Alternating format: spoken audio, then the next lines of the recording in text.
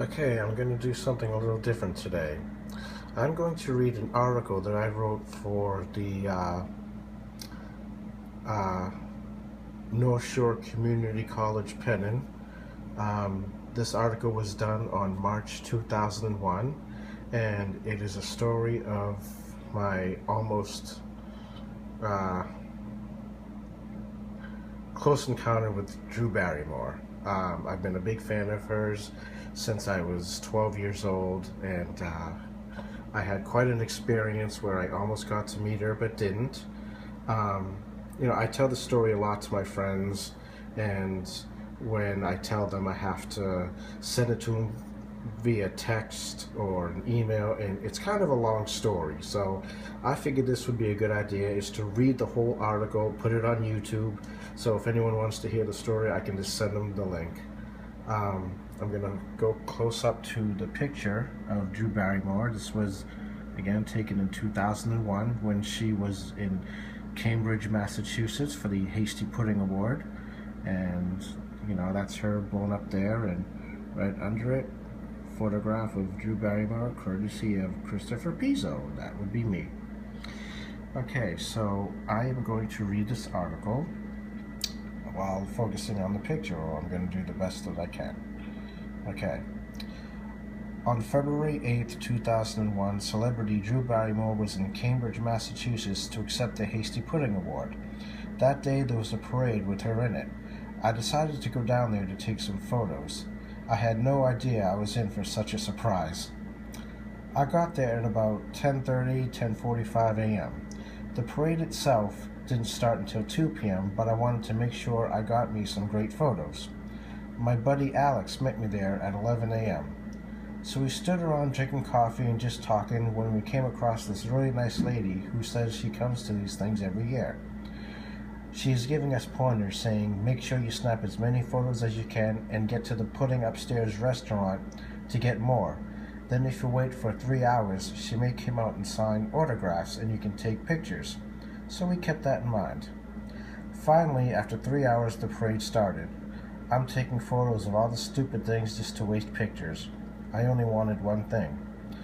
So finally, the car comes around the corner with her in it. I'm trying to get photos, but it wasn't easy. People pushing and shoving, security shoving me back, cops with their lights flashing and sirens. You would have thought the president was in town. So I took as many photos as I could in the short time I had to do it. I haven't developed them yet, but my guess is I mostly got the back of her head.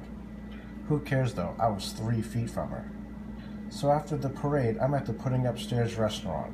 Alex, another friend of mine, Lee, and I meet up with these other guys who are die-hard Drew fans as well. We're waiting and waiting for her to come out. There were about 50 people waiting, and we keep hearing different stories like, she's coming out in 15 minutes, she'll be out soon, she left 2 hours ago, etc., etc. The more we heard she's coming, kept us going. 3 hours after the parade, people are leaving. Around 6 o'clock, there were just 6 people left, including myself. Sarah Edwards was out front for Channel 7 News doing a story on the parade. We mentioned the fact that we've been out there for 6 to 7 hours. She turned to the cameraman and called us losers, but I heard it and told everyone else. Hey, she just called us losers! I personally think I made her feel stupid. To make up for it, she mentioned us in the broadcast and how we're die-hard fans. Later that night, I saw myself yelling and waving at the camera because someone recorded it for me.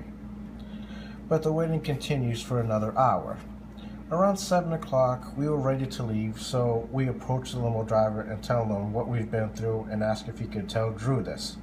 He says, look guys, I'm not supposed to tell you this, but she really did leave, but I'm supposed to bring her back here at around 8 o'clock. He then assists some Harvard students into the limo. As he came back around, he mumbles to us, hang in there guys.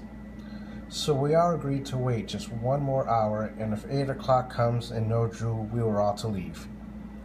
The limo pulls away. We decide to go into an ATM on the corner to warm up after being out there for as long as we were. By this time, there were just maybe 3-4 of us, including myself, left. We're keeping a watchful eye for that limo. About 15 to 20 minutes later, a limo approaches. We all bolt for the door, but of course it wouldn't open. The door was stuck and had to be buzzed open. So we nearly break the door down and went running up the street like children chasing an ice cream truck. A guy I met there who was hanging out with us, Steve, Lee, they were all ahead of me because I couldn't run too fast due to a leg injury I suffered recently. I'm about 10 to 20 feet from Drew Barrymore when I arrive at the restaurant. As I approach, I look to see Steve standing on the stairs, looking up in the air, yelling at his Drew Barrymore balloon fly away. He's looking up at the sky yelling, "No! No!" He's too busy looking up at a balloon to not see the real Drew walk right behind him and past him into the restaurant. She was all by herself, too. Had he stopped her, we all would have stopped her. No big crowds in our way, just 3 guys.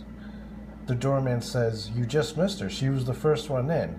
I started yelling, "Come back! We've been out here for 9 hours!" We all threw a fit. All the Harvard Richies are looking at us like we're crazy. So we just suffered our losses and left.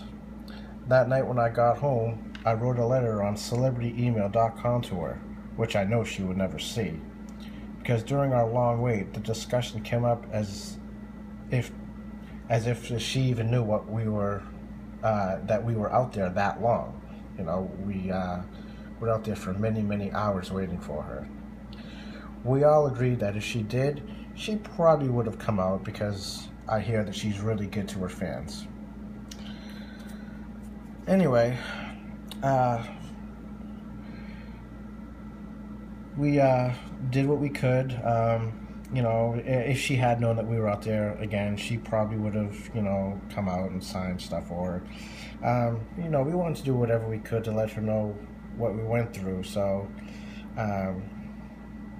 you know, we just didn't work out for us. You know, just a bunch of guys, you know, wanting to meet a celebrity that we've always had a thing for, and you know, a good story, an exciting story with a sad ending. So, yep, this is my story on my close encounter with Drew Barrymore.